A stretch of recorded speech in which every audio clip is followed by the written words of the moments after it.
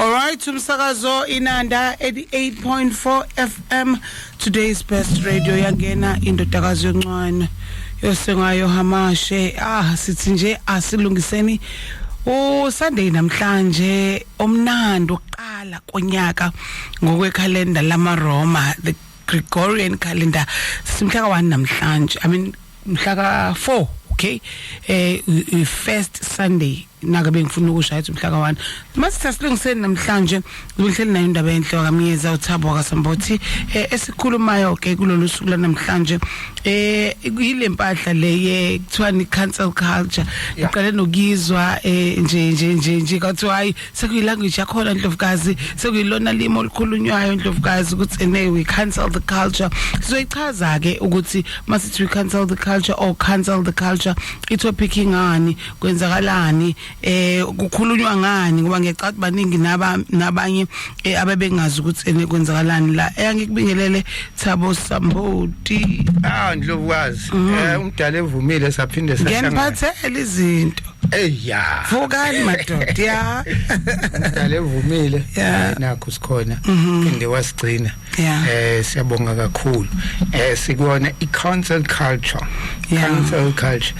kodwa singakangeni ke kuyona sibonga umdali yazi uNkulunkulu wenza isimanga mayesefuna ukulungisa abantu sike sibuke nesikhale ngendlala sithi kuyahlushwa kunjani yazi abantu mabesuthi bayadelela ngisho uNkulunkulu kunendlela zakhe ukuthi seneze nje badela abantu bebesuthi ngizonsotha awuzethu umuntu ukuthi wenziwa ukusutha lo uyabona nje manje abantu abanemali kuthuli abashayani abajahani uyabona ngalezi insuku ubuwazi kuyaphithizela bagqemana ngamabhodlela yawuthi uyilalele endlini ekseni uzwa ngenhlambi idlula ngomgaqo manje kulezi insuku yabona uNkulunkulu bathi hayi ngizonikhansela yabona ukukhuluma cancel culture cancel ucash cancel ucash simple but guys yenziwa yini lento yokuthi singangeni seyothi emnyamani zathakatha obani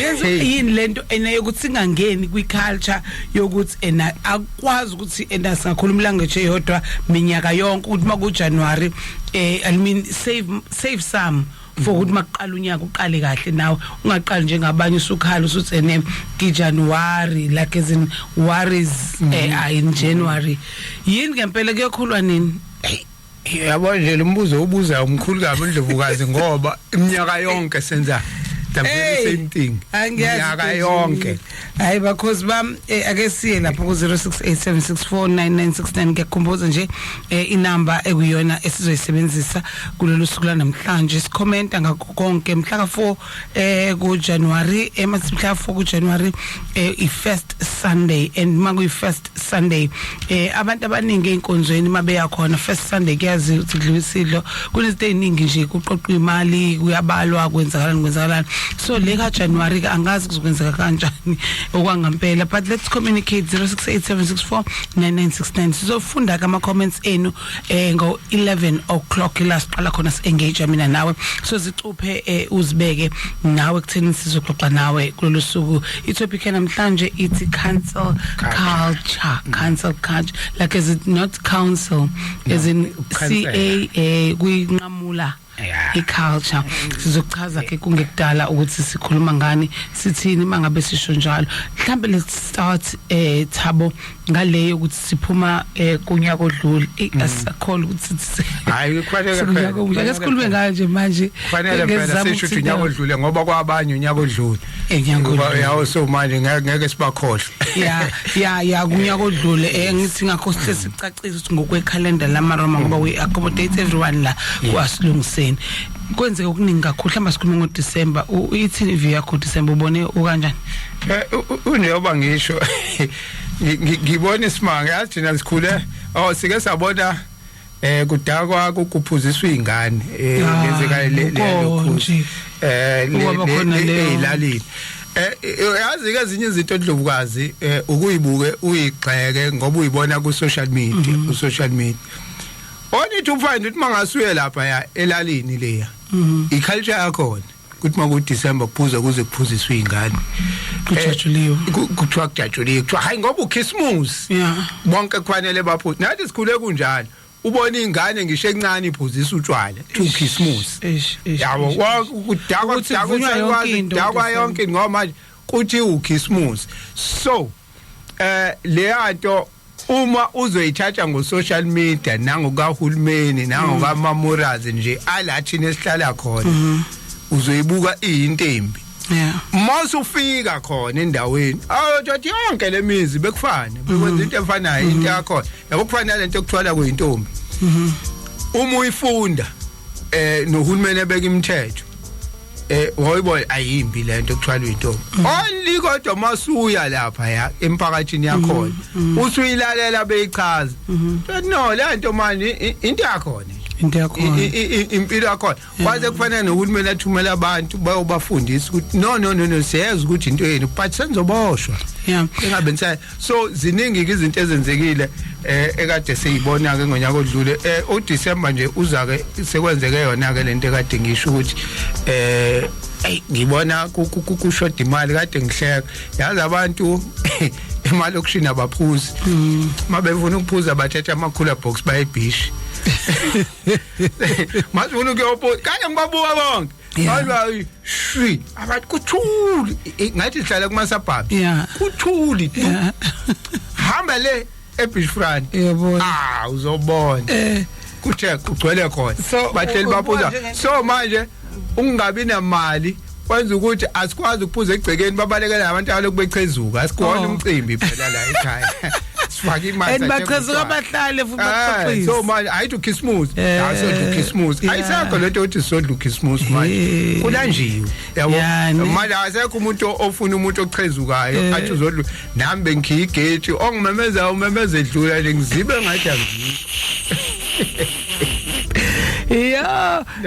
nambe ngiziba impela uziba impela buka kodwa mawungazi ngizokubona ukuthi ungifonela ubani lo nokuthi uyangidinga ngempela ke lo ngimemeza ngithatha ushance I feel ukuthi ena mhlambe kunesiningi thabo as siuqala lo nyaka nje wahlisi uqala but I feel kunesiningi kufanele ena ke sithi ukuzibheka sizibhekisise ngaleli hlo lokuthi we cannot remove into ethi God is within.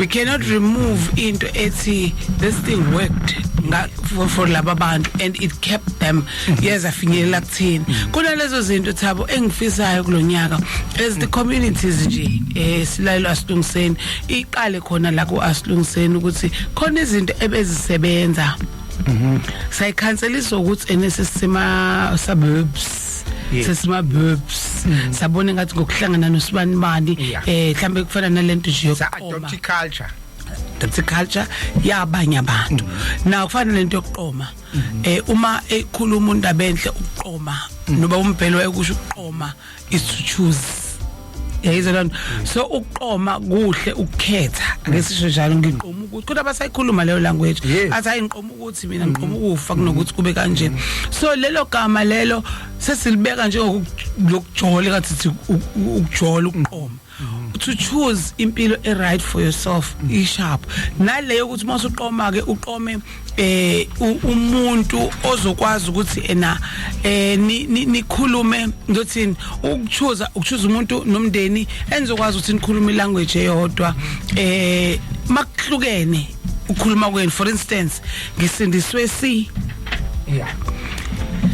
therefore mangisindiswe C kunezinto mina ngifundiswe zona ekusindisweni C yabo mangathi kusindiswa C bafowethu angikusho ngale language ngeconcept eqiniso lokuthi kusindiswa yini but ngikusho ngale ndlela abakwenza ngayo abantu yabo ukusindiswa C ukuthi yabo ngithintiswa usho umuntu ena ngakubo ubaleke ngakubo ngekayisho leyo nto ngakubo uzoyisho la kuthina basimazi so ngisho leyo nto bese kuzoba ukuthi ene umuntu ocultural to cultural kukuba nzima ukuthi ningakhuluma ilanguage ethi ayifani nizoxabana because wena ufuna ukwenza lokho yena ufuna ukwenza lokho yena uthi yenza lokho so labo bantu abawu2 bazo create environment engekho right bazo create ungahlalisana ukuhle phakathi kwekhaya ngenxa yokuvela kuzwana so I understand ngizama ukuleya nje just into light esenza sisixabana emakhaya sizizale nezingane ezoxabana sizale wonke umuntu konke kade sikwenza kube kuhle thina kodwa sebeze abasazwani ngenxa yokuthi thina sichuza ngakahle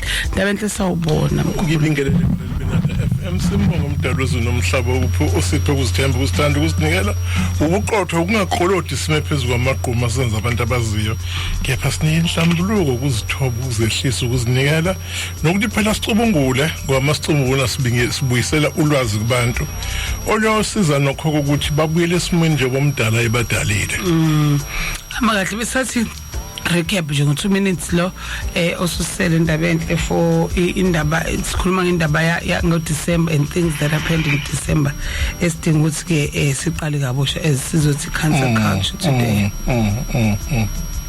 December wakubunjani ndabeni no uDecember bengila e-studio noma ngise office ngisebenza ngisiza abantu abanama mental health issues because there was a lot of crisis with December people were suicidal people were sad some were struggling to celebrate others had severe holiday blues a lot of abortions so, it was messy yeah isakhona into khamba kwabantu thotsene bazobuya ngoJanuary bahamba she emakhosikazi abo nabashinga there's a lot of that but it's iningi kwi-youth iningi kwi-youth where abantu abasha i-boyfriend bakhipite nawo leThekwini noma leNanda ihambile iyabuya namhlanje ibuya izolo izobuya Monday so they are now faced with a new conversation that will and then 2 abamanje ngiphuma ophongole ngivuye ngo3 wow yeah wow ngadrive nje slowly kahle nje basengila manje what I've established ukuthi staying ophongole from Friday to Saturday I learned a lot about human behavior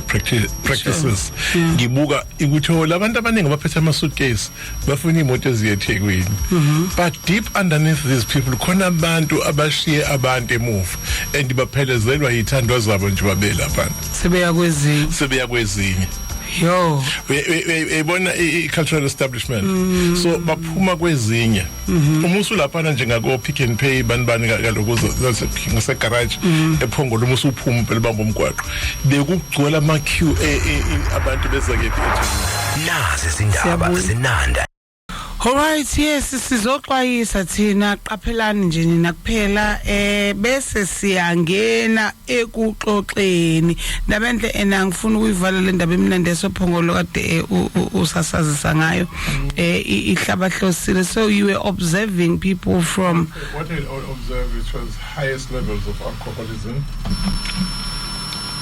from both genders.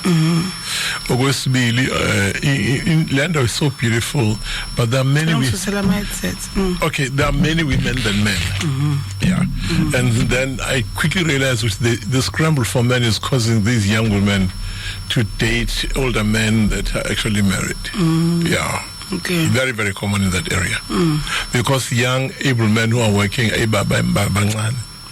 if not yeah okay yeah but ngokwe audience ngokwabantu obunabo mhlambe nenza ebenikwenza do you think siya move siyasizakala a concept of mental health akafiki kwezinye indawo because there's nobody who's interested in reaching out to those areas so kusaloku kuthiwa abantu bayahlanya nje sangana lo uyadunyelwa ukuthi akafuni ukemsama ulungisa into zakhe emsama ngiyakuzwa hayo vele yonke into outsourcele emsama but can we ignore that some of the things empela sisela lapha ekhaya ixovokeni kwawo uqoveka komuzi angithi create trauma that's another tricky one so when you trauma we express external yeah so ukuthi emsamo khambi kahle yini lemsamo ongayihambisile kahle iyona lokho nokuthi usho umsamo lo onesiminofu onezibi zendlela onozukwa onotshwala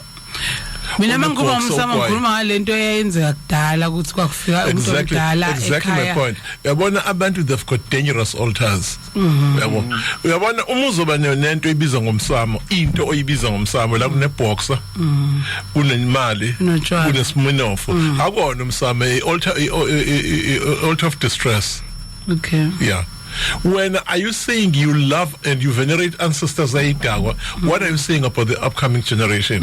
You are actually entrenching and replanting a seed of drunkenness, the trauma, including helplessness in the family. That is an altar of helplessness. Wakwalunga yena umsamo. Angikhumbuli. Uhlala ulungiswe. Nakhona ukuthi ulungisa isibelofo. Mhlawumbe thina silungiseni. Yeah, ngiyacela okay mina ngicela ukuthi mase silungiseni ning understand le ndlela yokuthi mina understand that great and yes yeah. But ngicela sikwenze kube one of the things that we are doing in 2026. Oh definitely. So that people will understand ukuthi mase sikhuluma ngomsamo kukhulunywa ngani enjani mawusulungiswa definitions amaningi futhi yeah exactly. So this year ngiyacela bandla kusike sithungena kuyona yini umsamo sinomsamo isizwe yes yebo izizwe nanamhlanje amaJuda anomsamo wawo kaIsrael yebo kade beselebrate Hanukkah anomsamo wawo eMecca izizwe zinemsamo amabhunu la eSouth Africa anomsamo wawo ePitoli Fort Tracker Monument umsamo wawo as a nation. Okay. Yabo, that's where they derive inspiration. Ikhuluma indaba umsamo ngaphela so le yabantu ukuthi every household has an altar yiyo le banga yotshwala no spin-off no boxer. No, I think we are capturing this. We need to make one day or maybe a series of 3 days, I don't know, sikhuluma la umsamo wakwaZulu washiswa ngo1849 ushiswa undi ushiswa kushiswa inkatha yo le nkatha yayihlanganise isizwe imfihlo umsamo wesizwe washiswa lapho uLundi the secrets of a nation because they knew ukuthi ngeke simhlule uZulu kusekhona umsamo and it was never revived. It was never revived akakho yazi imfihlo yawo angithi abantu basike wakhiwe kanjani basike bafuna ownership no dumo amabhunu mangase wazi umsamo wawo ukuthi wakhiwa kanjani izivumelwane asenza nomdali ehlula uZulu umngaka emancane up to this day yazi amabhunu azakhe izivumelwane ngo94 ngo1990 ngendaba zoKhodese ngeFort Tracker Monument mawufika lapha even indlela yakhiwe ngayo iFort Tracker Monument ibheki Union Buildings kwathi wakuKhodesa athi amabhunu niyabona ke njengoba senithatha even over la asibhaleni phansi sayine kube nezivumelwano ukuthi there will be no buildings between iFort Tracker Monument and the Union Buildings. Bayawazi into ebahlanganise neUnion Building even nje ilanti isakhiwo sa bayawazi umsamo wa even ama rituals abawenza khona kunama rituals abawenza la abawenza ngo16 December la kuhlangana khona umsamo amabhuna emsamo wabo ngomhla ka16 December sithi sidakwa thina ngala 16 December bona bayemsamo abawenza futhi ngo12 emini yabo le nto yakhona it's a ritual abantu beyenza beyovuselela izivumelwano abasenza noNkulunkulu iweli ngolumsamo lwana baze bafake ngisho amaphepha phakathi labantu bayebenza very strange covenants ukuthi Hashem may I dominate Goyim, rule over him, own his soul. Ufuna ngikusho ngesizulu Hashem omdali wezulu nomhlaba ngicela ukubusa phezulu kwekhanda lomuntu ongakholwa ngicela ukumcabangela ngimcacisela indlela mhlawumbe ukuyomsiza ukuthi afike kwena Hashem bless me to rule over Goyim wena kuGoyim na bonke abantu around the world abantu abamnyama abangalandeli inkulu yobuchodo uGoyim lo the wretched of the earth.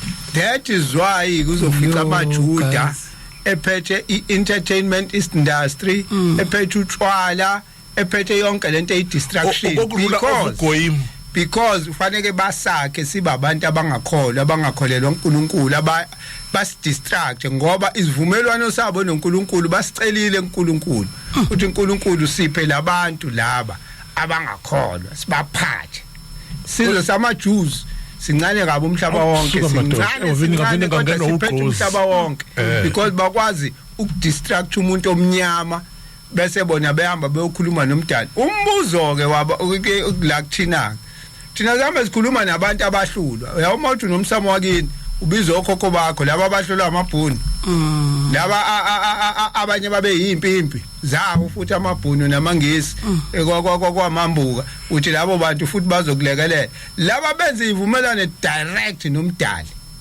Thina iziphi ivumelane esizenza nomdali uNdlovukazi so strong that abantu abavunyelwe ukuthi ba conduct ama rituals abavunyelwe ukukhuluma up to the day beyobulala le yankunzi yifa futhi abavunyelwe ukunyathela kephi emhlabathini bayenzela bahamba kanjani kaIsrael the slaughtering of the heifer no unyathela umhlabathi awukhulumi ozuqala ukuvula umlomo on the day uyobulala le yankunzi yankomo bese kuthi laba okuyibona aba-atharisha isivumelwano fana qale enzweni iqhude lizungeza iqhude lithatha itrauma yakhe yonke bese liyofidwa ugoyimu ukuze ugoyimu manje leqhude eseline trauma yalo kususwekena.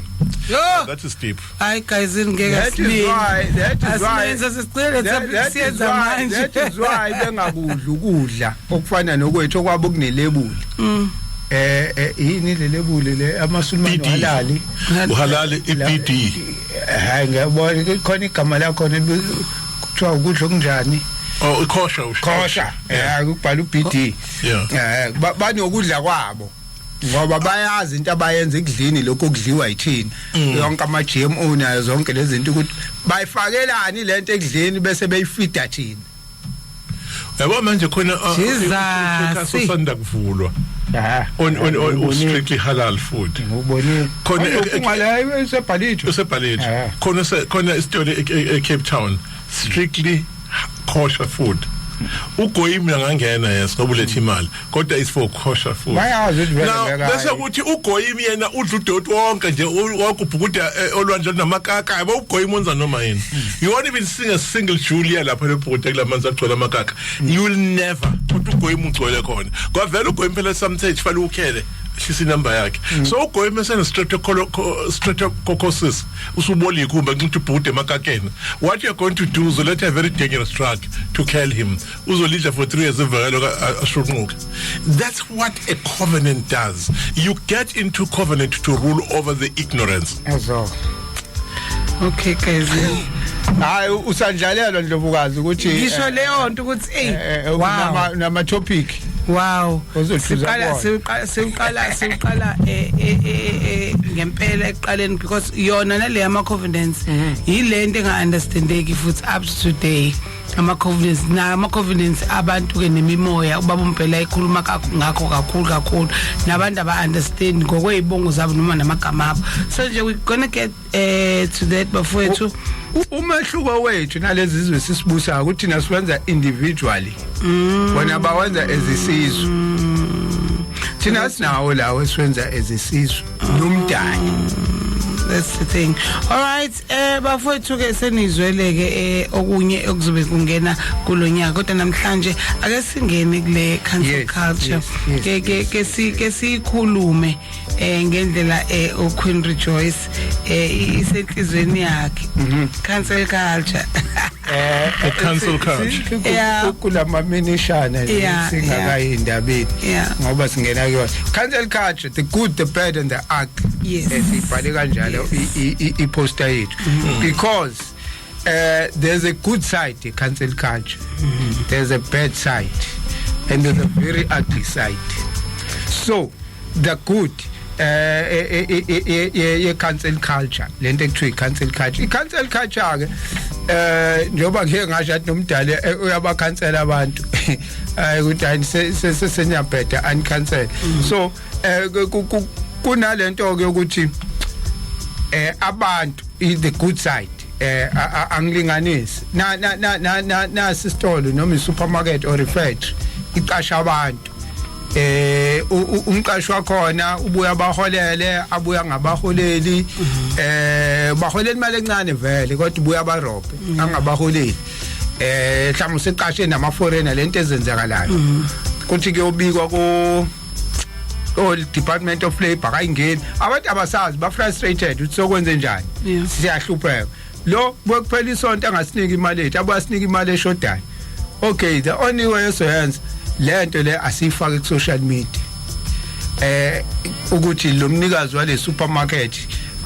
usiphatha kanje sabasebenzi babe frustrated abantu bayifake ku social media because sezizamile nenyunyana ithi mhlawumbe kuthiwa bafika labantu benyunyana mhlawumbe bakhipha imali abaningi bangabasizi ngalutho sisibikile ko Department of Labor usize ngalutho bese besebenzisa social media bese thina umphakathi esithenga lapha ya esitolo saka Mapuli awu uphethe abantu kabuhlungu kanje asayike kodwa engakhona sesiyamkhansela Mapuli that's a good ke cancel culture ngoba nayo kanti sayifaka nje imali ubhizi la kwaye abantu ngabahole siyambona uhamba ngeimoto siyambona uhlale shaya amaphathi nabangani bakho uyaposta ku social media athi yena uphuza ugologo ka 16,000 uphuzani yabo nje uphila high life konke nomndeni nezingane naba ujabulisa abantu ngemali ekufaka ngaholela athi kodwa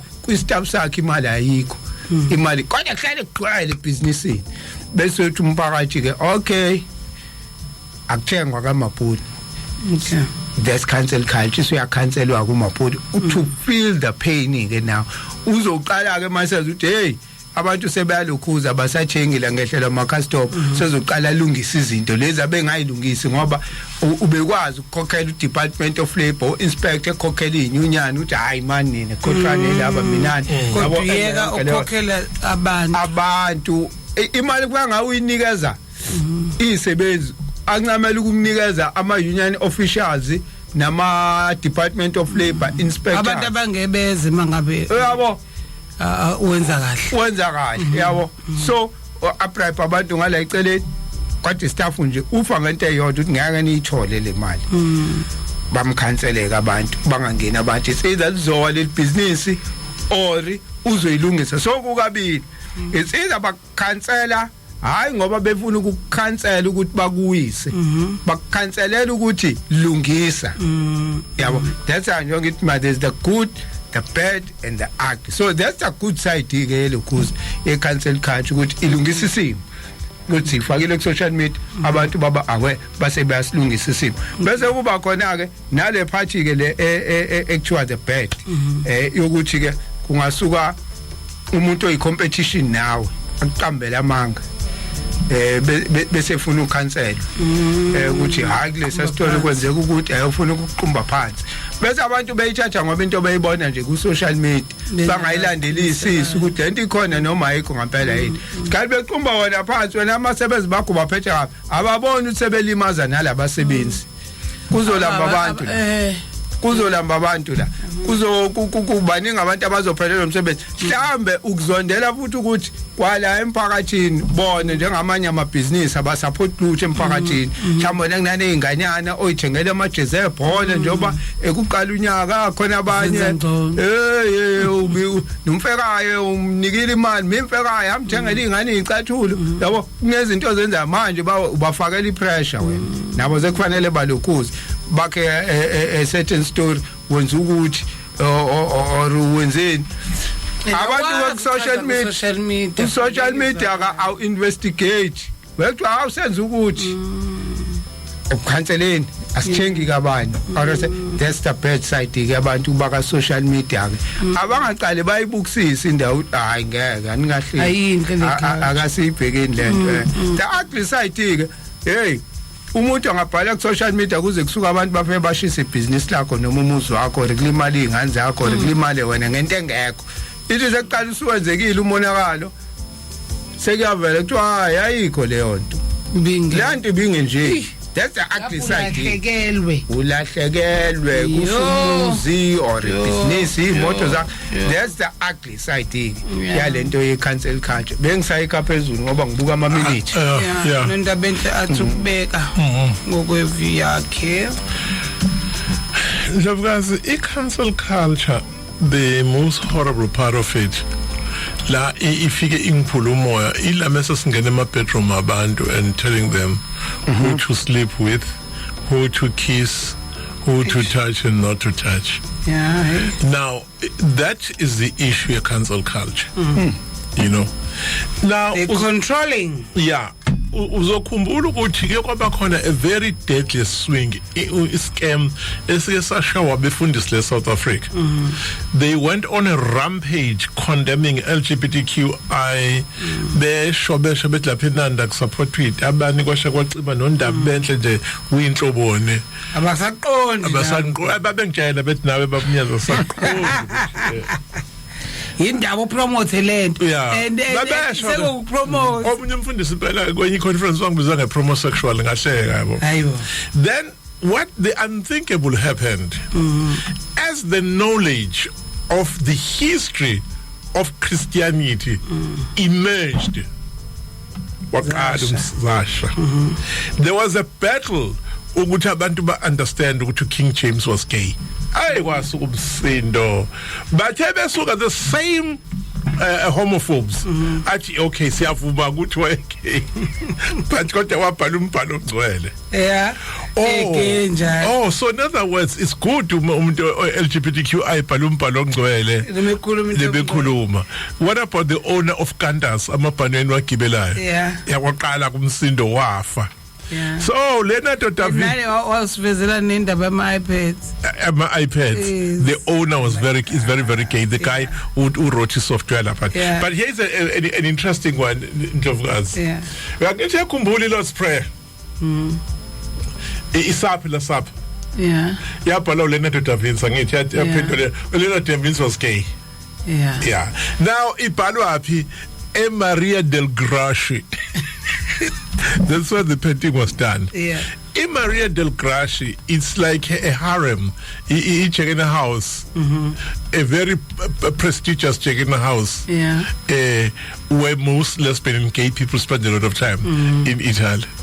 That is where the Lord's Supper was painted. So the woman depicting Jesus in the painting is actually a lesbian. Oh my word. Exactly. Now, bangaka befundisi who were condemning me who have those pictures on their wall. So ngizama ukuthi i-cancel culture njalo. The idea was to condemn. They had thought i-government mhlambe is weak. Izothi suka bonke abantu abagay bakhiphe ekundleni. When did not happen, kwase exposeka manje befundisi uqobo ukuthi hayibo. Kwanina njumayeli indani. No. Abanye they were dabbling.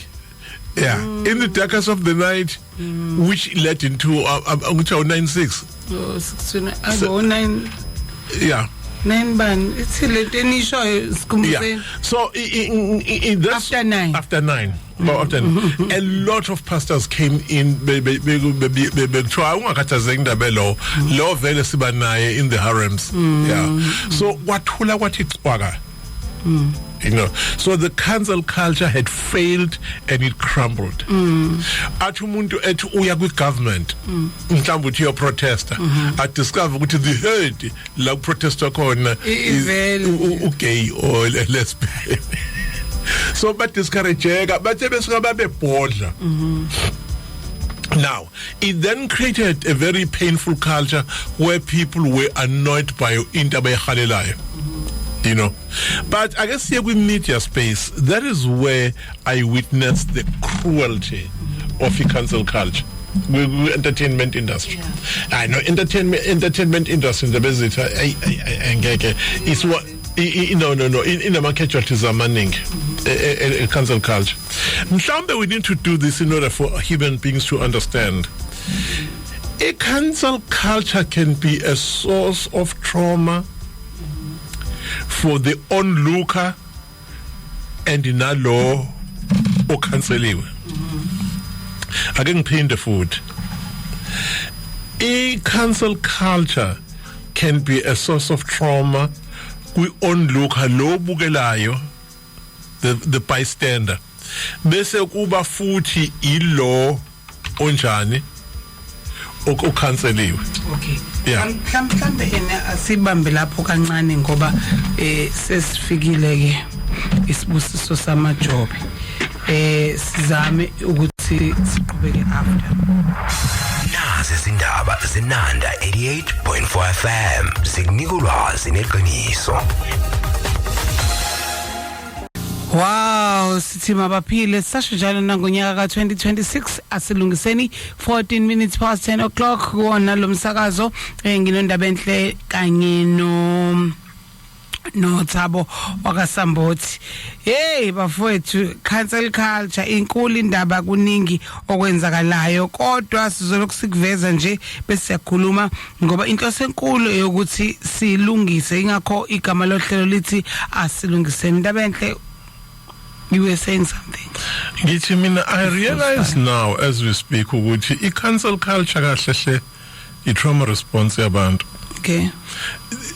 Noze ningilalele ngibalela nyoze ngizwe. Abantu abane-trauma, they'll respond in ways that will shock you. Yeah. Now I find it bizarre ukuthi the onlooker and the one that has been cancelled, they suffer the same thing. I-anxiety, depression, isolation, and fear.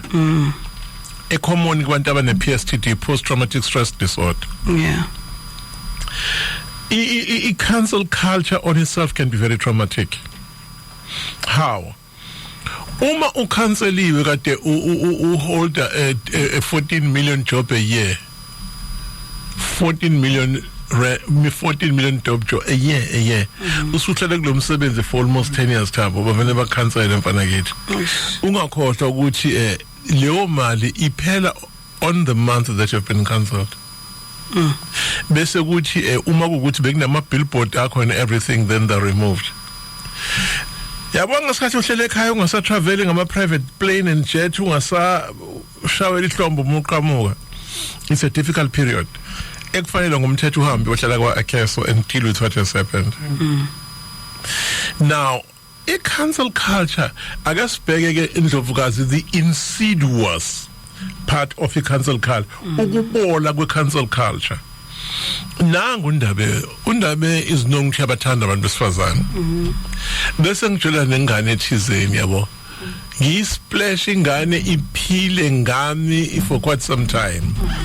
Bese kuba khona enye ingane ebonayo ukuthi hayibonanga umngane wami ephila in an inappropriate relationship nobaba umyezi. Na ibisifuna the piece of the action. Isondeze ngize ngubamba umqhakazo nami. Bese kuthi le esiyazi ukuthi umngane wayo usebambe mina ibisithi sathi izongidestroy khona sonke sothi go down. Yeah. Yeah, I know ziyakwenza. It's a that's an insidious part of the cancel culture. Entertainment. Exactly, in the entertainment industry, yes. Kakhulukazi, this is why uthola ukuthi bakufaka kulama rituals zabo. Uthi mangasazenza into ezithile ama music, it's either kwi movie or music industry. Uthi ngeke basakupromote. Ngeke besa kwenzela ukuthi ngoba uphuma even in sports.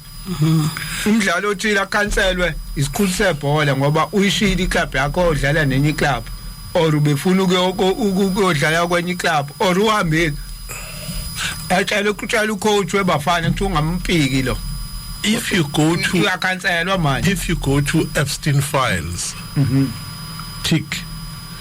If you go to the other scandals that paralyze the world, what you notice, Thabo, is something very bizarre.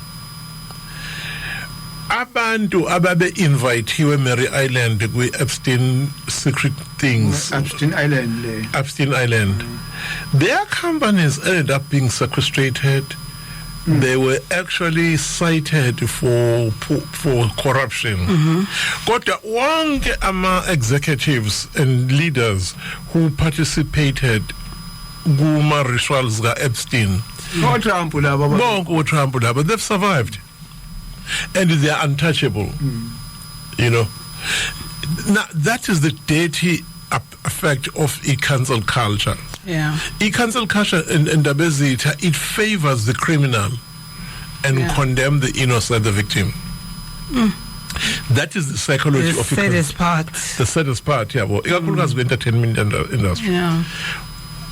Clive Davis wa invite her. I'm a musician. I'll never forget that. Kwakhona o search night kukhona o Tupac kwagcwala a lavish party. Kwase kufika ama billionaires. There were about 13 who owned prisons around America. Actually, boys, the money is there, but there's a catch.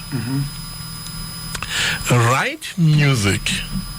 Guys, please follow the story because it's amazing. Write music that will condemn, belittle, put down the black woman. Call her whore, call her bitch, call her everything filthy. Number two, the verses must then come with verses where you are going to say, unalive the cop, kill the cop is a whore, the cop is killing us, you know that, and go and work. We shall pay a stipend without you even going on the show. But your labels will write like advisory. This music is not parental advisory. So the boys went into the studios. In 2 years, 64 rap musicians were multi-millionaires. And where to promote utwala. I promote Amantabazana Ngunu, a petty spade and all expensive, you know that, which was a sponsorship from these companies. So Ababo Shwanga Bafana Bangani, America, it was horrible. The jails were filled up by South American young men who were unaliving corpses. Yeah, it's true. As a female, it was degraded between 91, 92, 93, 94, 95. Ayiko imnyaga degraded. What you are Kolokolo's Tupac Bamfaga Chen. What you to Tupac is a Kolosa from Kuruma. What Kolos Lokuzo, Uguazalama Alpam. Alpam. I wanted to go to Guzapu, Mfaganzelama Alpam, now art degraded. Wawenza kodwa bayihlaba noma yaduma le kamama. Engani phela lesu usuka lapho umsindo ukuthi ihip hop iyabonakala ukuthi ibuyisa isithunzi somuntu omnyama. Naziya. So umuntu omnyama uya pick up manje. Ngeke izilunge lento. Siyaluza njengoba ukuthi ama prison owners now. They were empty. They are losing money. If ilokuza kuzophela ubugebengu ngobona abaphila ngokuthi amagcwele kufanele agcwale to make money. So fanele ke laba ke the same music ekhipha abantu ku lento kwicrime na yonke lento asebenzisa the very same artistic ukuthi agcwalisa amajele ethu. They use the hip hop guys. Now here's the deal. Where were the advocates lokuza a cancel culture? Because that was not a secret. So ngiyakhona nje vas bengifuna ukuprova hypocrisy within cancel culture. Cancel culture is wrought with hypocrisy. That is why it can be traumatic in this way. It creates an intense emotional distress. Cancel culture create fear and anxiety. Ngesikhathi ucanceliwe uzoluza abantu abakuthanda. Remember, when you're in trouble, people run away. Yeah. But when money is rolling, you've got even people who are around you. And then best work on the issue of social isolation. Which way, just when the best look at the scandals, wavene what disappear kuthina akawabamba amafoni now la ngisaba khona i-cancel culture iyenza i-pressure yokuthi ugcina usuzisensarisha wena ungasalikhuluma iqiniso ngoba ufuna ukuba relevant that is why abantu abaqhamuka back from i-cancel culture mebethi bayabuya baba irrelevant yabo ube nenhlanhla wadatshukelwa i-cancel culture ngiyibone kule family yaseJohannesburg emaGrek ebinospa eyabashaya bavala labo spa and then the family was smart. I don't know whether the father, the wife or whosoever took over yena wabaleka wayeGreece then the family business resumed. Okay, So uhlele eGreece akakwazi ukubuya. So i-cancel culture indlovukazi ine trauma ongakazi uzuyibona. Yeah. Umbuzo ke fanele sibuze wona ubani lo oyi-advocate ye-cancel culture? One president. Bawo president ama-failures. Bengithi ngisaya lapho ngoba even umuntu ke nje kuthina ke singeyilutho nomuntu one low self esteem uyibona eba relevant mayikwazi ukukhansela umuntu uyabona ama-failures alide and mangazi umbone inhlangane kanje ngeke ayisho yonke lento ayisho ku social media kodwa because ukunale creating le ukuthi uhleli yedwa nefoni yakhe ubhizi ukusho yonke into lokusho la ku social media amagama wrong ufuna ukuba relevant na omunye wenzela ama likes nama followers ku social media ayikho lento ayishoyo ngoba masumba usakhuluma nje yona lento kusetshenziswa even ama lobby group kwakhiwe lobby group ukuthi cancel sure okanyo uthi ucela ukuthi ku-rejoice ucathi si-include naleyo ukuthi ekhaya kuyakhanseleka noma bayakhansela ngoba izinto ingakahambi right kuwena usuyinto nje esengazini ayikhanselekile cha sikumention nalokho because ihappen kakhulu kade sibona ngoDecember umfana ka ice cream uthethisela ice cream wayithapo indaba nje ka ice cream yile show kanye ukuthi ngoba aweluthi izinto ayikakhambeli kahle njengamanje ubonile kodwa abantu ke ukuthi basukume kanjani mhlawumbe uyasebenza kumanje khona wayithi uzomfaka ngisho emsebenzini yazama ukumthola kamtholi bamthengalela into ngamanje ubonakala ukuthi ayilutho so lo owayenza le video mhlawumbe wayithi uyahlekisa ngayo iya backfire iya backfire kwathi hayi umalume somfaka emsebenzini umalume khona nje abamthenga lo ice cream abayinqwaba kwathi akadle nabangani bakhe na wonke umuntu afuna ukudla naye wafakelwa imali so iyakwazi ngempela ukuthi yenzeke leyo nto emndenini bakucindezele bakwenza ukuthi ube into engeyilutho ungabi utho ngoba nakho izinto okwamanje sakhambela wrong there is a catch wethabo uqinisile there is a big catch uma ufike impilo yakubhankazi ebe uthi impilo igankazile endlovukazi bese kuthi along the way bese kufika a period of your time where you recover because lokho akankazela umusukubheka it was the pain that was shaping you ukuze uthi mase kufika iwealth nomsa wakho ufike phela utough khona izinto oziphiwe uJehova esandleni ungeke uziphathe egadalana you know that now bese ukufikelwa ubuhlungu wena no man labantu bangixosha 6 or 7 years ago now uma ngibuya khona there's another catch ithi intombi yakho usuna no baby mama usenengane ezu2 in your success naye by the ukufica usahaqazela phansi and he watched your success ebese ethi babe ngiyasaba ukuthi uyekini remember wena ukuya kini wafika uhamba ngelift manje musu ufika la kini wena usuhamba ngale moto usuhamba nama bangangazi usazodila nami nokufika nami nje usazokhondemela ukufika nami usazothathiselwa ukuthi ubungafuni ngani for 6 years wakhanselwa nje wakodwa ngwakhansela so I don't think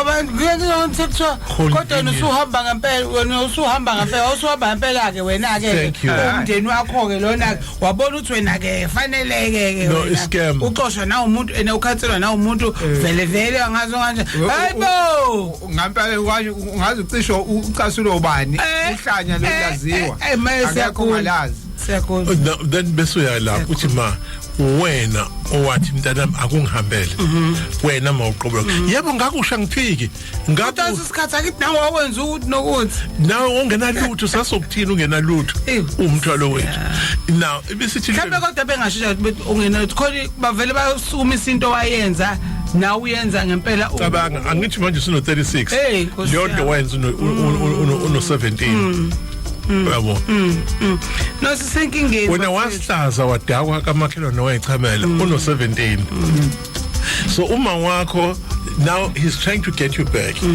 onye into osixaka ngamanje busuhamba nentombazane nengane asazi lutho ngalengane abantu isizothi nasi ifuni ngoba siyazi wayitshela lokho uyayizwa ihypocritical language yabantu bakeni so ebisinto bekungayi. Now guess what kwenzeke during the ungagodukanga uhlangana nomuntu wakini bese awafuna usiyasilahla ubusona ukukhuluma freely uzuthi enye into umuntu wanga advise ukuthi musuke yakini I don't think abantu baread uyena umuntu wami lo ngishela naye hey ahambe lo ayoxoxa athi intombi yakhe yathi angezi ngoba angakabi ready bese ufika ke at the time lefanele ufike ngaso bese bethi Thabo nakonke wena awusazi nje kokuqala batshela intombi yakho le uma wengane zakho uzokhuluma indaba ongazazi ingane yabantu ivele validate ukuthi yabona into kangesho ukuthi ilingayi so ngizama ukuthi uqinisele uKwindri Joyce the family can ostracize you for non-success if family does not understand ukuthi at some stage the universe will reward your hard work. They don't understand. No, they have no clue. Ngehlale kunjena. But what happens makuthi lobe bemthanda kakhulu uyafika useboshiwe. Yeah. Uthonto 11 years for ukujojela kahulumeni. That's interesting. Yeah. Loba bemworship. Yeah. Bazizwena yena. Usashwa ngisho nalo nkosikazi lo. Oyengaconsi phansi kuma wakho. Ngitshela ke sengala. Nanda 88.4 FM when we return more of the music you love.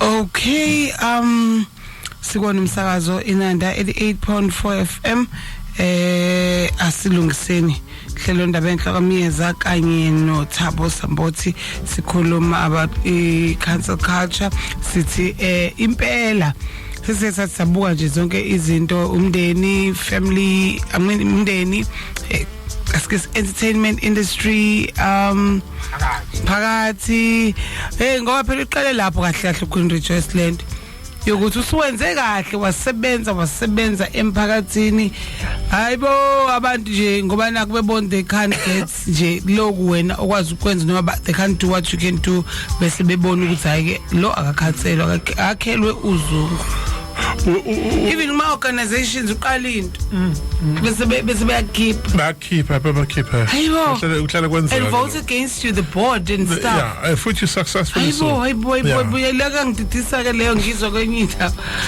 sorry for manje ngokuwena uqalile etweni yakho kuwena phethe umbono engayibuka ngeke guys konke wrong abantu power hungry.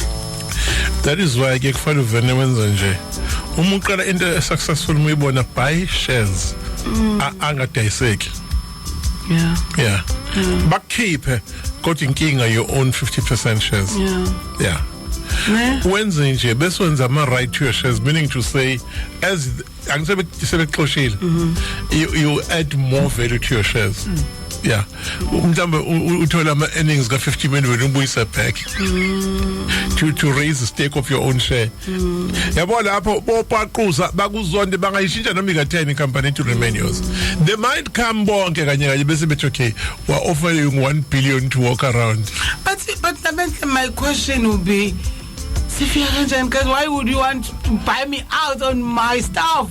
Hey, human beings on my thingy are greedy. You have to choose between the coffin and being bought out. They kill me. Oh, they'll kill you. They have to kill me. Yeah, but I think many wise people have taken the money and said thank you. Angithi lento ukuthi uThabo creates medicine for healing joints totally, and then when you figure a ridiculous purchase, got 10 million, can't you have a patent your own? I patent yakhe in a closet and not to be transferred, to be sold or transacted at any cost unless Thabo says so. Which is sebethi okay ngoba uyanqaba sekutheni then phuma company most of it throw logos. What about my patent? You can't use my patent. Then the board really move. He did damn. Why did we check this out? No, unless guys you're prepared to pay me 100 million a year for my patent, then we can talk. There are people who are earning $100 million a year over my patent about companies. It doesn't change. In a private jet, yes, December, January 1 million suddenly. Is a more level of critic band. I-cancel culture is deep. That is why i-cancel culture like is zonda corner. It can stop people from speaking the truth. Yeah, that's why we politics kunamanga la wanyanyisa. Ukuthi athi yana ndlela yakhona uqualify ngayo ukuthi ube politician, uqualify ngamanga. Mawungenawo you're not fit to be a politician. Moral regeneration and moral construction. Moral regeneration. You need people who will make mistakes. Bese ama mistakes are correct in the public domain. So that children and the generation that comes after that, they've learned two critical things. As a human being, one day I will make mistake. Then after that, I'll correct my mistake. That is lost. Two, ama South Africans are wakwazi debate. A simple thing like debate. South Africans can't debate. No, they can't. Yeah, let's engage, guys. Let's debate. Nimzwile usethi sekuthiwa yabona nje hawu ima uzokwathini wena uyazi akakhiphi nelilodwa wena ke lokuthi ume kwinto okholelwa kuyona. Nimzwile uyabona le culture nje ngikhumbuza lento ye section 22 sakhelwe lobby group ezama ukusikhansela all over ukuthi le section 22 yakhelwe ukuthi nokuthi then bese yababuza nikuthatha lokho nikushoyo akabuye umuntu azosho yeah okay mhlawumbe ngaze kanambe information ingijombeni awungisizeke wena leyo ukuthi le information yokuthi amasonto azoregulatewa u-ANC or ugovernment njengoba nisho nithathaphi phela ngikhona nami ku section 22 part khona izinto engangijomba wentothu usuyitholile na furnishers ngama details kuthi nya into ehlekisa abelungu laba baqamba manga hayibo abelungu manje baqamba manga mangaka bo manje into ehlekisayo kusafanele thina njengoba ethi no the government wants to regulate the church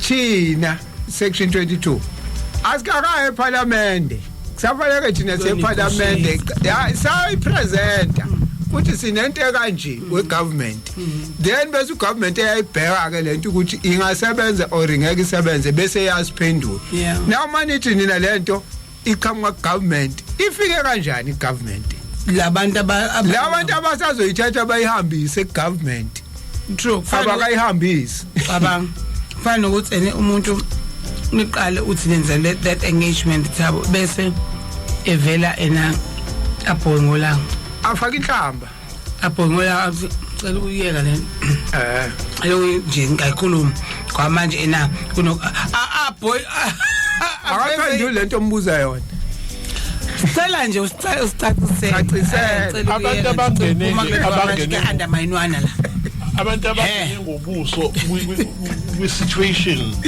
abakuthi it will favor them.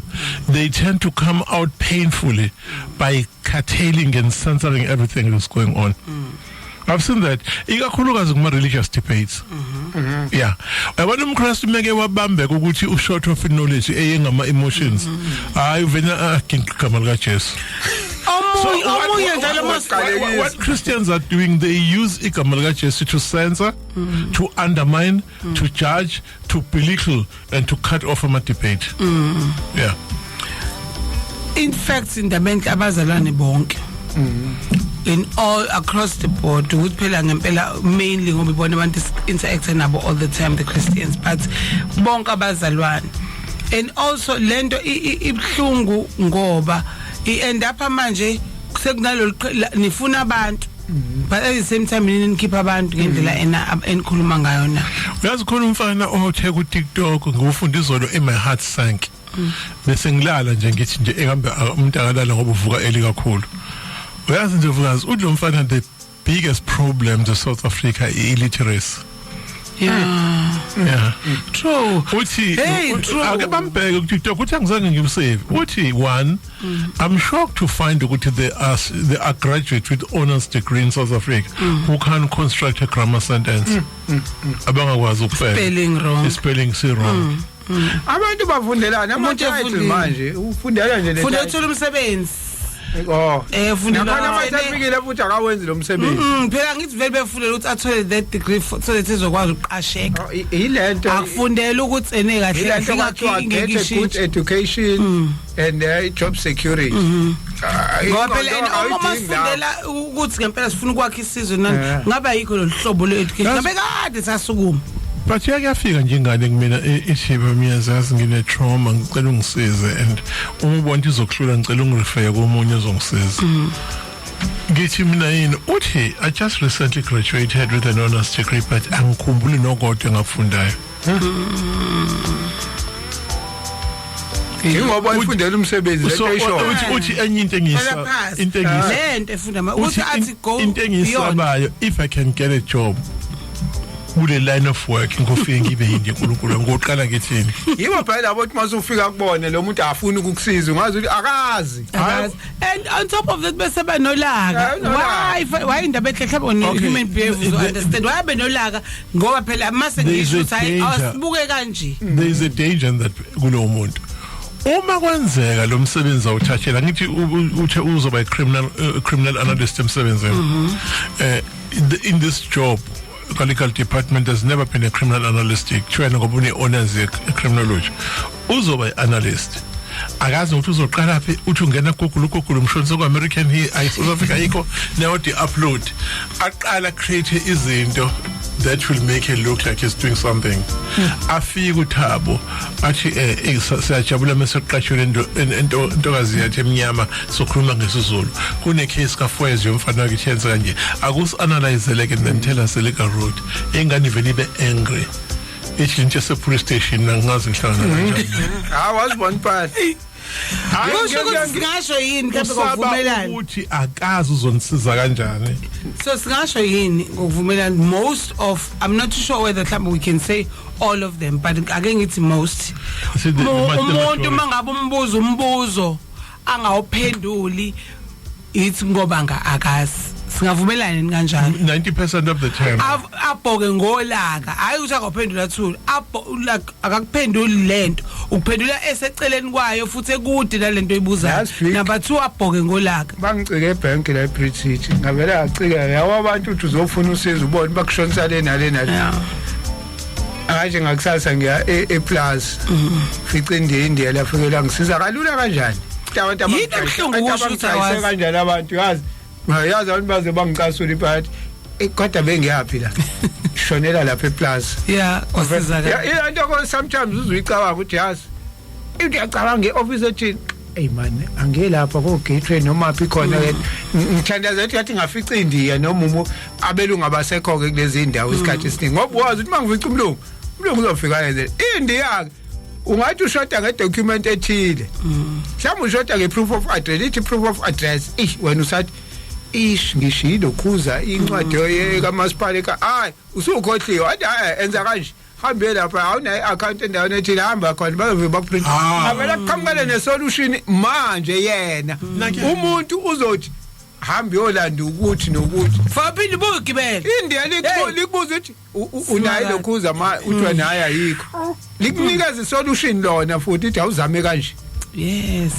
Wechabo, Khumbula ndabeni. is it possible ukuthi le ngane njengoba sijola ne deputy is to protect this job? Yes.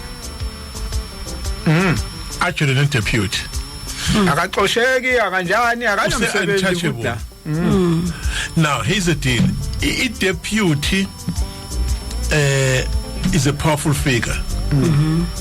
So he can escape with consequences of Tuchola and the intern. Is he permanently employed before ilokuza iskatsayo? That's interesting. Is he pregnant foot? Ngengane kabani? Katichi. And ayikho emsebenzini izohlala even 6 months extra. Ibuyi misithanda. So uma ngasekwenzeke la ngaphandle emsebenzini. Now follow me. Don't get lost. Deputy is a powerful figure. Akakhanseleki. Deputy and then bese kuthi ngophela akekho deputy engenayo ipayi zakhe.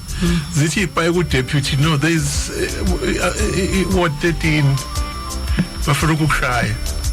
Bese kuthi what 13 okamapula. But okay, ngokubona kwenza sishawa umapula masishaya abalandeli bakhe athi noma mthithi mapula usasebenza naye asishaya abalandeli bakhe Yo ebakhahlazela igroup yakho bayishaya ibe inhlaka bayiqhatha emva kwalokho uyikhululekele nje mehamba uDJ la ukuthi abanye sebefuna ukungitelekela ngonilungisela nakufuna i-12 bill ungisa ibuye intombi yakhe ibuye arrogant ibuye nayo yonke i-anger nokuthi iphethe yona ngakizi untouchable so ngiyaphi kwi-cancel culture i-cancel culture ibhlungu ngidabukela ama-advocates ayo avain naive na project itrauma yango cancel abanye abantu ukuthi kuba njani emqondweni nasemphefumulweni we-advocate umithi i-cancel influential figure ngasa-cancelling na abantu abanjengo Black Coffee ukuthi kusuka izinto uthi uyamkhansela eSouth Africa kanindaba imali yakhe akayenzi la hayi yabo so umkhansela endaweni erong angenandaba naye ungabhala ugcine la uthanda khona qhama ngisho usakhawula ababhala akancoza ukwendawo because nginisela imali lento ayino yona into yaseSouth Africa uthi umkhansela la Black Coffee udlala ngesikhathi sakho bake bamzama ngisho khona ilento engisho ukuthi udlala ngesikhathi sakho cancel umuntu cancelable and mina any person ongeza kumina ufuna ukukhansela uBlack Coffee ngamonisha ukuthi be careful ungabi victim of your own sabotage yeah khona abantu akuzibakhansela kanti lento bafethu ivuleleke kwabathize yini ukuthi indaba yokukhansela umuntu hayi mawukhansela ulimaza ama-hundreds alo muntu akakubali lokho azonceda nawe and some of lama-hundreds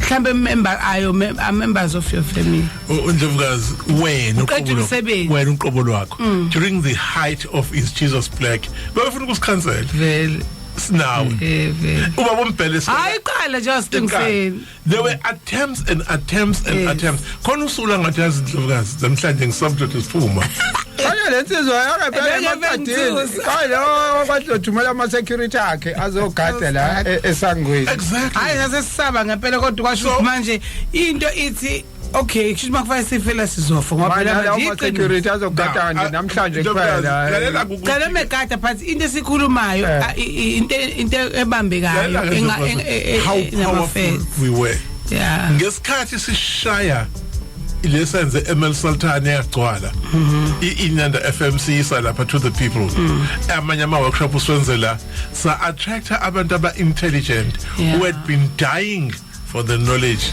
and been dying to have a platform ukuthi konje lento bazoyikhuluma nomoya omnyama na okudlaliwe ngathi the moment movement kakudlaliwe ngathi igain momentum le gang yaveniayeka ukusikhansela because they realize I even got a feeling ukuthi khona abantu who wanted the station itself befuna ukuswrestlisha from our heads ukuze sithathwe ibona and then bona bethi bazofaka igospel kaJesu lana abantu baqala ungabuza oskills ukuthi enjani ke kaJesu Ethini all right mhlawumbe ngikhumbuze mlaleli 0687649969 can we talk about this bafowethu and mhlawumbe nawe usivezele okunye nawo kwaziyo ngalo ndlela bese siyinqanda because uma sikhuluma la ni understand ukuthi suke sithi asilungiseni ukulungisa ke kusuke kuthenini konke bengekho aware ukuthi kahle kahle kufanele ngilungise bengekho aware mina ukuthi kunjeni bengekho aware ukuthi kanti uJesu umnyama bengekho aware ukuthi indlela engipreacha ngayo ngipreacha wrong mhlambe nayo indlela engifuna iBhayibheli mhlambe nayo indlela we were not aware so uma ngakho aware nokuthi lento ukuthi makukhulunywa ngabantu nami bese ngiyafakaza into engayazi ngingena igroup yecancel culture ujawa lento kuthiwa icancel culture iyangithinta nami yabona nami ngiphakathi lapho so it's okay ubungazi lungisa ke silapho so asilungiseni before yeah which is why Ndlovukazi Nothabo the most powerful statement he made ukuthi kahle cancel culture in its ugly and good and bad it was very effective in stopping sexism racism and attitude rotten yabantu of discrimination ake lapho it did a perfect job but when the church tried to hijack the cancel culture and use it against those that it hated, it backfired. It backfired. Kakhulu. All right.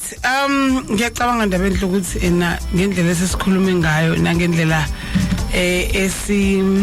esichaza ngayo lento iyodwa into ithi zibuki ukuthi lento njengoba ushaya lo ya bheka ke emaceleni lento la uzoshaya khona izubuya inize kuwe lento wena mawushaya lo yana bangakabanye abazosafara yes because khona abantu abadlayo khona abantu abaphilayo through the person ofuna umkhansela do you have everything eyenziwa lo yana ozokwazi ukuprovide ngayo na umbuzo lo ngiyacela ukuthi kube ileyo ingqondo yethu masikhuluma uyeshua nje amaJuda ikhansela amaSamaria eSamaria nje kuthiwa umJuda nomSamaria ngiyani emkhansela kodwa yena wahamba onganqamu babengavunyelwa isho ukunqamula eSamaria uyena wafika nalento ukuthi no waqala wenza ama parables ngendaba yomJuda nomSamaria nendoda elimele wahamba futhi yena uye wafica intombazane ikhamanzi wafika wacela amanzi kumSamaria into enjalo ke kunalama stories kunalawa stories wafika wacela waphuza into ngoba sidlelani nje umJuda nomSamaria uzoqeda leyo nto makuthiwa asilungisenike uzolungiswa izinto ezinjalo ukuthi hayi basobhanya nalento nami nikhuluma ngendaba zabantu abantu babili izokhuluma indaba zabo ku social media ubani akakhanselwa ke manje akaxoshwe emsebenzini ngoba wena hlanganaphi Felix issue indaba kaFelix yazi indaba zabantu ababili zimnandi ngoba zithi mayicala ziba nabakhongi nani mangakuthi kunenkinga kuzobiza ubani waye umkhonga hamba uyikhuluma leyo nto nemndeni ikhulunywa amafamily nihlangana wena urecorda ke uhloseni busuyaphosta ngona urecorda into ethi uzoyigcina lento for ubufakazi bakhe but masoposta ku social media upostekani sekusibheke wena uposte kanhloboni ngona nathi siyabe indaba masiposta sivele siqala indaba sikhulume ngawo postile inhloso yakho ufuna abahlukane yini uthini ukwazi ubuza umbuzi impela kuthi asibheke inhloso yakho wena uposti ufuna abahlukane mhlawumbe ufuna sinti all right isibusiso ke sesifikile bafowethu sizonikezela kuso bese siyabuya thina sesibuya nawe ke Mkhosi ngale kwa 11 o'clock nazi izindaba zenanda 88.4 FM sikunika ulwazi neqiniso. Happy New Year, happy the 4th of January, first Sunday 2026, 10 past 11 o'clock. Kanti ke ngizwe la babu ngizwe la mlaleli ke si thola le ndaba le. Ndlovukazi hey ngiyanizwa namhlanje niyashaya uyabona lekade nikhuluma ekuqaleni yokuthi izingane ngoKhisimusi zazi ezithelela utshwala kukhiwe ngenkezo nangesizulu kwakukhona nakudala kwakwenzela ukuthi ingane yazi ukuthi utshwala awuyithatheli wena uba abantu abadala ibona baphi ingane emveni kwaloko ingane emveni ukuthi ingasanikwa kwakwenzela izazi ukuthi into lo oyidla ngokuyinika umuntu omdala okuyothi musukhulileke noma ingaba mnandi bese kube yakho ke nawe ungayithathi nje uyithengela wena kodwa uyidla ngokuyinika umuntu omdala ekalele futhi leko Eastern Cape kusekhona lokho izingane ayihleli la kuphuza khona abantu abadala kwezinye indawo kukhishwa ibhodlelelo lothiwa ziyophuzela ngaphandle kusala abantu abadala baphuze kwakhiwa isivumelwano sokuthi nina ingane aniyithintele utshwala ninikwa abantu abadala banikalele ukuthi lokhu sokwanele namhlanje izingane zethu ke njoba engasaphiwa kuthiwa sikade ukuthi ingaphuzi zithi sifuna ukuzwa ukuthi yini le mnandi esincishwa yona